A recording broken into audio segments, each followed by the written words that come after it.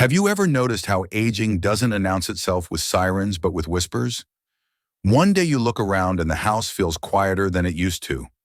The phone rings less frequently, and something deep in your chest wonders, is this really all that's left?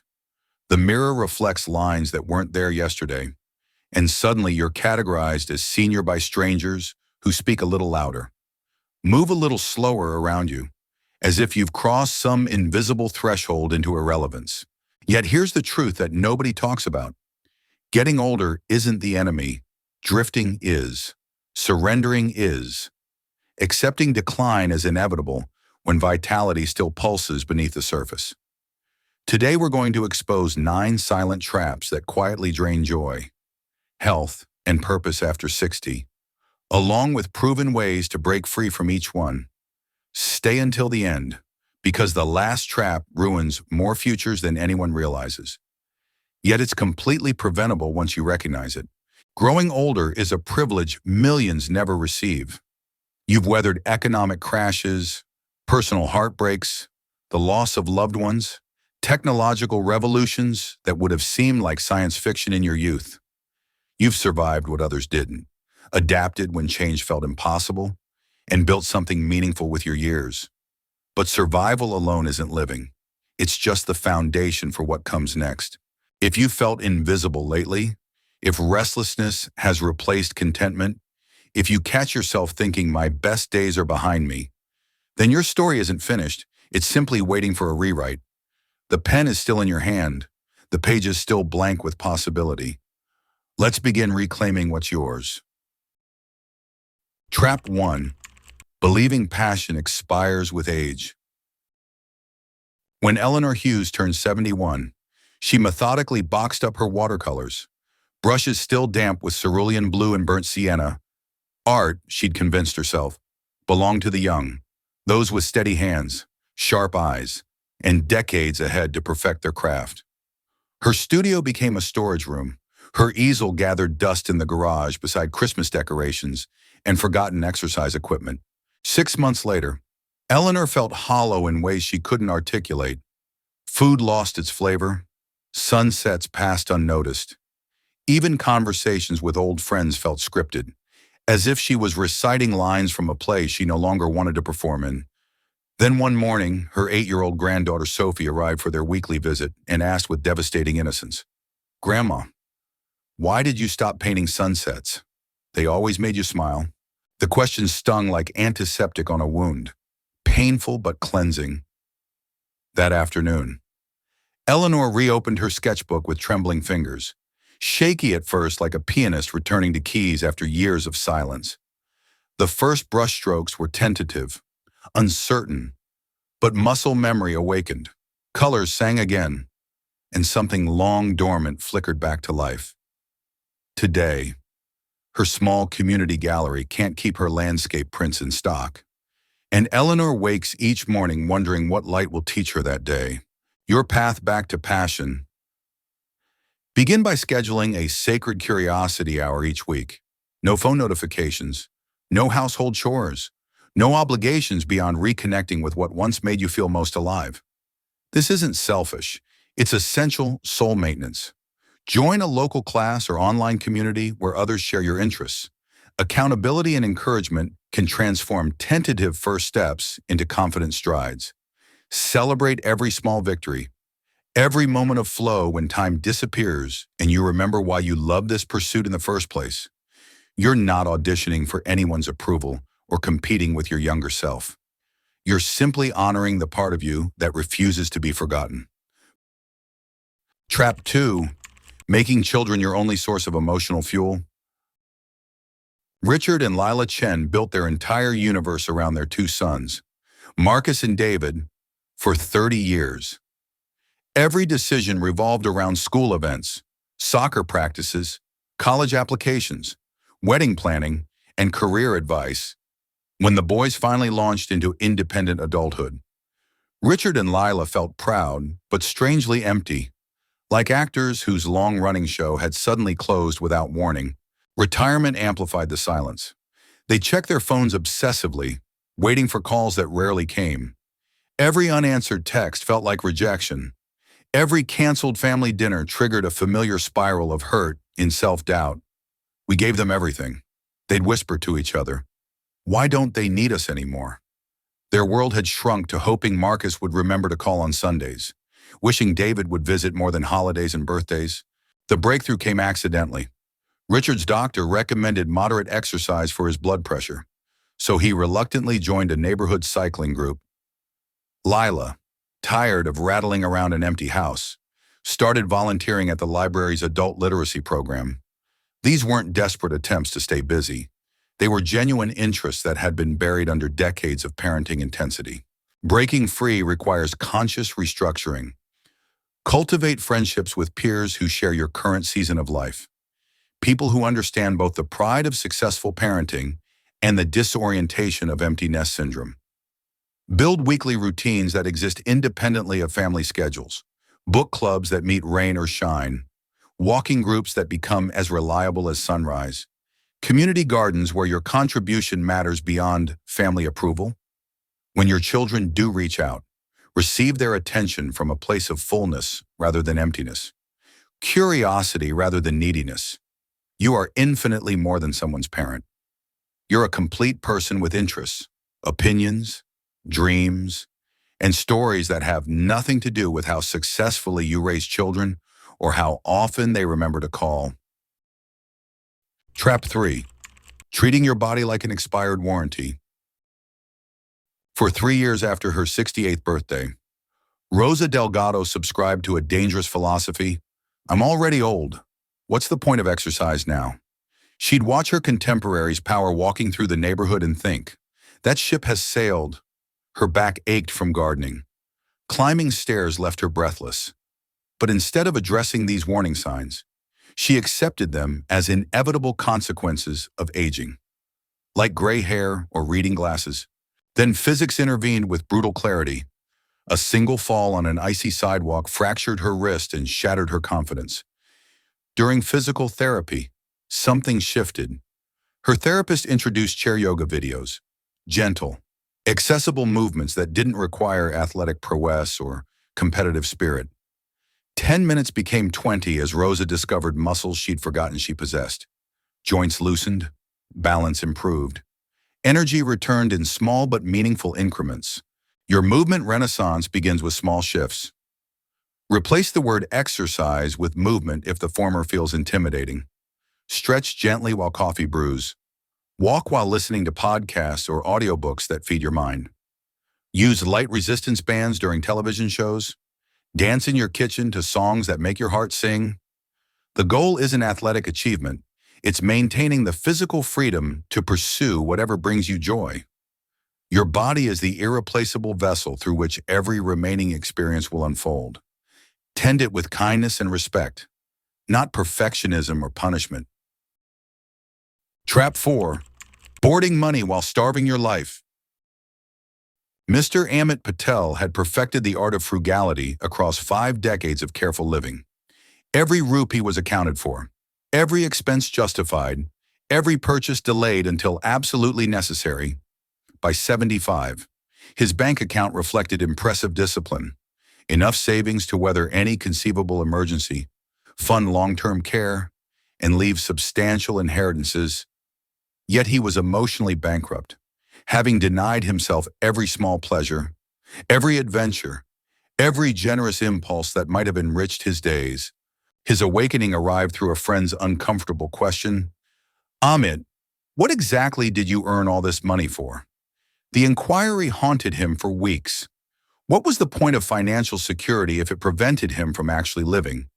He'd become so focused on protecting his resources that he'd forgotten their purpose: to enable experiences, comfort, connection, and yes, joy. Finding financial balance that serves life. Create what we might call a living dividends strategy. Earmark a specific percentage of your savings exclusively for experiences, learning, travel, or causes that resonate with your values. This isn't reckless spending, it's intentional investment in your remaining years. Spend thoughtfully on conveniences that extend your independence. Grocery delivery services, ergonomic furniture that supports aging joints, Part-time help with physically demanding tasks. You didn't work your entire life to die wealthy, but memory poor. To leave an inheritance while denying yourself the richness of living fully in your final decades. Trap 5. Believing your opportunity window has closed. After losing her husband of 43 years, Maeve O'Connor felt her story had reached its natural conclusion. At 76, she assumed her adventures were archive footage, her possibilities exhausted, her identity permanently fixed as widow rather than woman becoming. She settled into a routine of maintenance, paying bills, tending a small garden, watching familiar television programs, existing rather than exploring. Then a random newspaper clipping changed everything. A small coastal town was seeking volunteer lighthouse guides to share maritime history with tourists.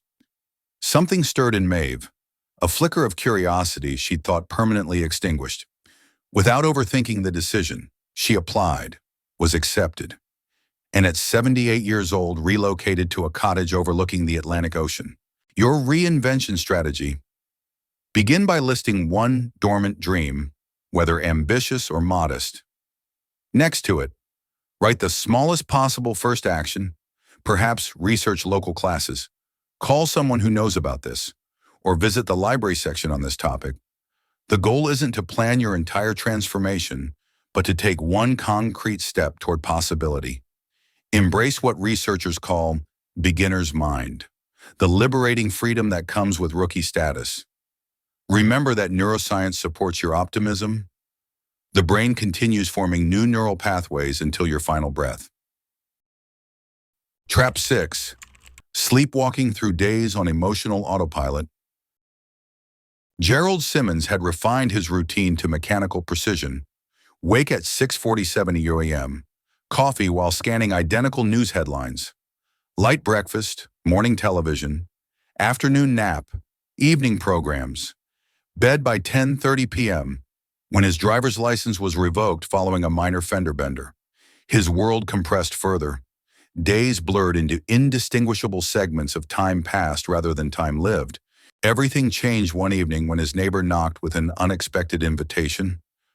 Gerald, there's a storytelling event at the coffee shop downtown. Want to come listen?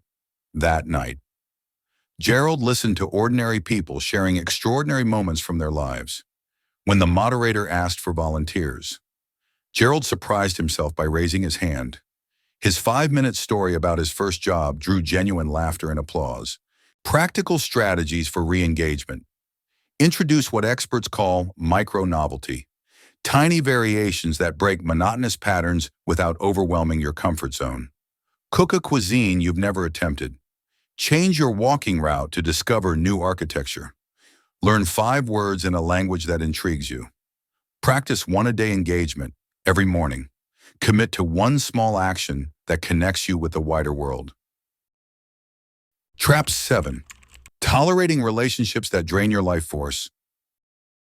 Sylvia Martinez had attended the same bridge club for 17 years. Long after the gathering stopped bringing her joy, what began as friendly competition had devolved into gossip sessions where criticism flowed more freely than laughter. She'd leave meetings feeling anxious, judged, and smaller than when she'd arrived. Yet she continued showing up because the fear of having no social connections felt worse than enduring toxic ones. The breakthrough came on a particularly harsh evening when one member spent 30 minutes dissecting another woman's marriage with surgical cruelty. Driving home, Sylvia felt nauseated by the experience. The next week, she declined the invitation with a simple text. Taking a break from bridge. Within a month, Sylvia discovered a memoir writing circle at the local community center where gatherings felt supportive rather than competitive. Restructuring your social ecosystem. Begin with what relationship experts call an energy audit. After each significant interaction, note whether you feel more energized or depleted. Set boundaries with clarity rather than defensiveness. Remember that temporary solitude is preferable to permanent toxicity. Quality relationships require room to breathe, and sometimes that means releasing associations that no longer serve your highest good. Trap 8. Neglecting your spiritual ecosystem.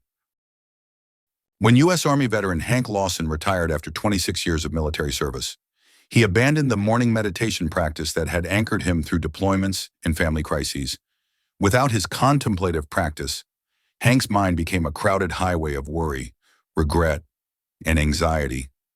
He filled the silence with news loops that amplified his fears and sleepless nights, when thoughts churned like storm-tossed waves.